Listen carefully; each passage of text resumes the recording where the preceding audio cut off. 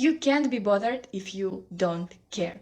Detachment is a true game changer, and it will make you invincible if you master this magic skill. Today we are going to do exactly that. I know that detachment sounds a lot like turning off your emotions. Turn it off. Turn it off! But it's not that. It's about feeling your emotions, but not becoming them. By the way, welcome to my channel. My name is Alona. I'm a life coach. I've helped hundreds of women, and today I'm here to help you. Let's get started.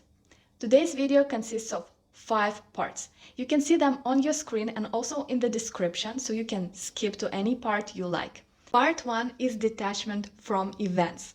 Most importantly, detachment from evaluating the events and splitting everything that's happening into good and bad categories. Number 2 is detachment from people. Number 3 is detachment from control, letting go of control. Number 4, detachment from your work, projects, business, anything you do. And part number 5, detachment from past. Before we begin, I want to tell you a tale that illustrates the power of detachment in the best way. So once upon a time, there were 2 monks walking down the road. They reached the river, and there was no way to cross the river other than just walking through the water, because there was no bridge. And they saw a woman on the bank of that river who couldn't cross it by herself. So the elder monk put the woman on his back and walked through the water together with her. After that, she said thanks and continued her way, and so did the monks. After a few hours of walking, the younger monk couldn't hold it anymore, and he asked the elder one, "How could you ever do that? How could you carry a woman on your back when we are not allowed to even touch a woman?" The elder one smiled and told him, "Well, I carried that woman for a few minutes, and you are carrying her till now." This is how power of detachment truly works. Our part number 1 is detachment from events. And this means remembering that everything that happens in your life is neither good or bad. Reality is always neutral. We as humans tend to label everything as good or bad and suffer because of it. I see a lot of people in my practice who rush to label everything that happens in their lives as a problem. I invite you to reevaluate the list of your problems, because many of the things that you think is your problem are actually your to-do list. For example, if you gotta find a new job, that's not a problem. That's a to-do list, because it depends on your direct actions. Everything that's in your sphere of control is not a problem. Again, it's a to-do list.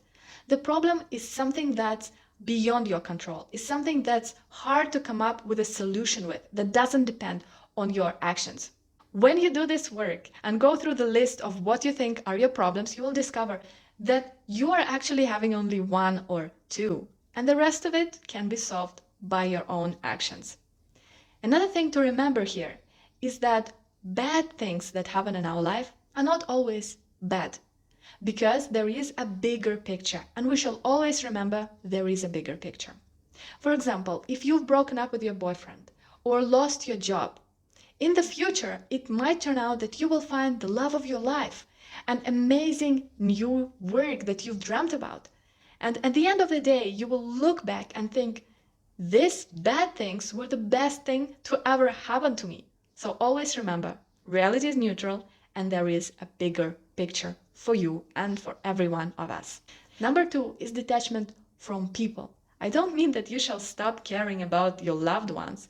This is not how humans work. I invite you to stop caring about their reactions and opinions.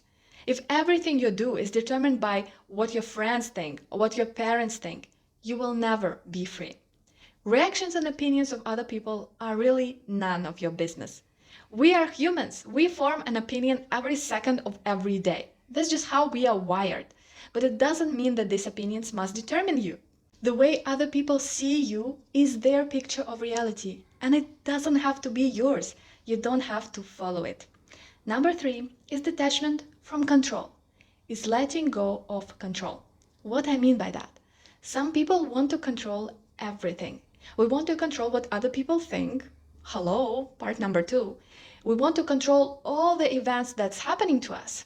We want to control everything.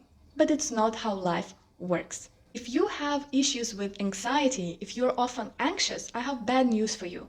Anxiety is the desire to control. We want to control the world that's actually uncertain. You have to accept this as a universal truth, that the world is uncertain and there are things that are out of your control. That will not only let you be less anxious and more secure in your day-to-day life, but also will help you to be more positive and happy. Next part is detachment from your work, your projects, and results of your work. There are people in this world whose view of themselves depends fully on what they do. When you base your personality on your work or your business or your projects, you're in a very bad and unstable situation. When you attach your personality and your self-worth to the results of your work, lack of those results can make your world collapse. When you're doing something, you must let it go to the world and release your control over it. Let's say you're a writer and you wrote a book, and your whole self-worth is based whether this book will be accepted by the readers or no. And it doesn't get accepted. Now what it means for you is not that they rejected the book, it's that they rejected you. And you are more likely to never even start writing the next book.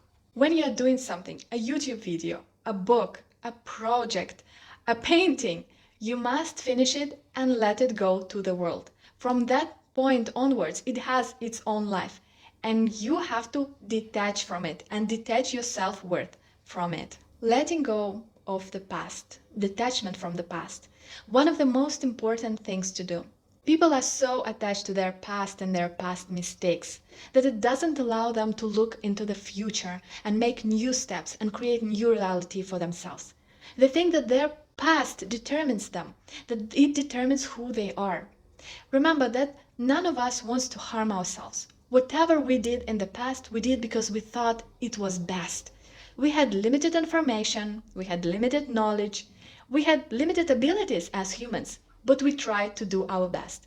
Even if you did something that didn't turn out to be good for you, you can't blame yourself and get attached to that guilt for the rest of your life. It happened because you thought it was best.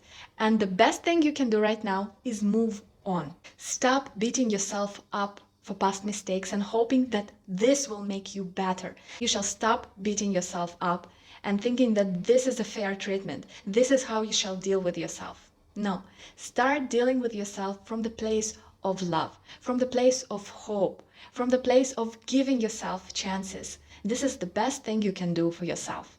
Thank you for watching today's video. I hope it gave you a lot of insights and it will help you to find your new unbothered self.